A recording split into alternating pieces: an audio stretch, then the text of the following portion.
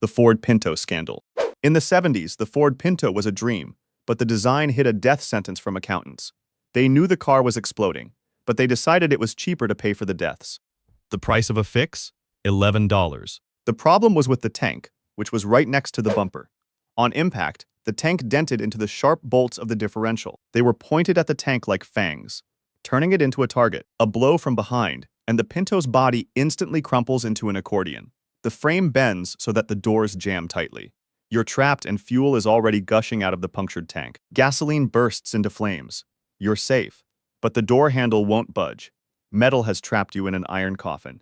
The most preventable death, because Pinto was designed as your last stop. While people were dying in the fire, there were reports in the Ford offices. The engineers proposed a solution, but the management counted the numbers. It was cheaper to compensate the families of the victims than to recall all the cars. The life of a man was estimated at $200,000. The truth came out during a high-profile trial. The whole world has learned about the Pinto memorandum. The jury was furious. Ford was ordered to pay record fines, but this could not bring back those who burned to death. Pinto has become a symbol of corporate greed. This case has changed security standards in the United States. Fuel system inspections have been tightened so that no company can save $11 on customers' lives anymore. Today, the Ford Pinto is a shameful stain in the history of the automotive industry. Every dent in his trunk is a reminder of what happens when profit is put above safety. Be careful on the roads and know what you are driving. Lexus ES350 doormat, fates. An evening in San Diego. Officer Mark Saylor is driving with his family in a new Lexus. A quiet ride that became a nightmare in seconds. No one knew that an ordinary rubber mat underfoot would be to blame. The rug was not from this model. He covered the accelerator pedal and pressed it to the floor. The car started accelerating on its own. Mark applied the brakes, but the engine continued to spin. The speed is 190. The family calls 911. The gas is jammed. The brakes are not working. Pray for us.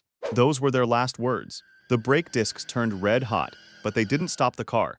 The Lexus flew off the highway and burst into flames. 4 lives were cut short by a mat holding down the gas pedal. Toyota later recalled millions of cars, but that decision didn't change anything for the Saylor family. Why didn't Mark turn off the engine? There was a new start-stop button in this Lexus. To turn off the engine at speed, it had to be held down for 3 seconds. In the panic, no one knew about it. The recording of the call to the rescue service became public. The whole world heard the voice of Mark's brother-in-law, Chris, who shouted, "We are approaching the intersection. Hold on!" After a second, the connection was cut off. The investigation found out that this rug had already caused complaints from another customer a few days before the tragedy. The dealer ignored the problem and did not fix it with special clips.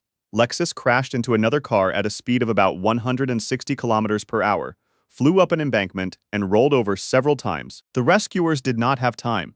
The car almost instantly turned into a fireball. This tragedy has forced Toyota to recall more than 4 million vehicles. It was one of the biggest reviews in the company's history. The case of the Saylor family forced a review of the pedal safety system. The main lesson of this story is, don't use unsuitable mats. A small detail worth a couple of dollars can turn a car into an unguided projectile. The Saylor family is gone, but their story has helped change safety standards. Remember, there are no unimportant little things in the car. Check your pedals today.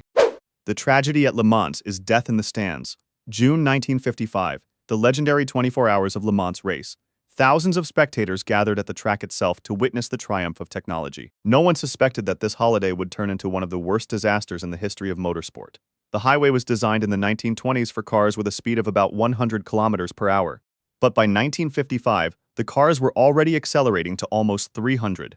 The narrow starting straight and the spectators standing almost at the very edge of the road turned the race into a dangerous challenge. The leading Jaguar braked sharply before the pit stop. The car behind tried to avoid the collision and suddenly became a springboard for Pierre Leveg's Mercedes, which was traveling at a speed of more than 200 kilometers per hour.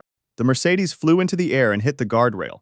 The car flew apart, and the heavy parts, the engine and body parts, flew straight towards the audience. The fuel tank caught fire.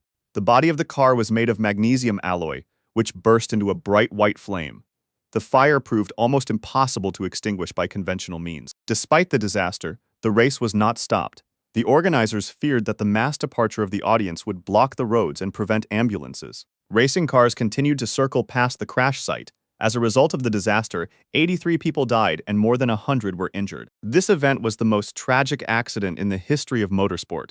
After the tragedy, several countries temporarily banned car racing. Mercedes has retired from motorsport for many years, and the Le Mans circuit has been completely modernized, strengthening the protection of spectators.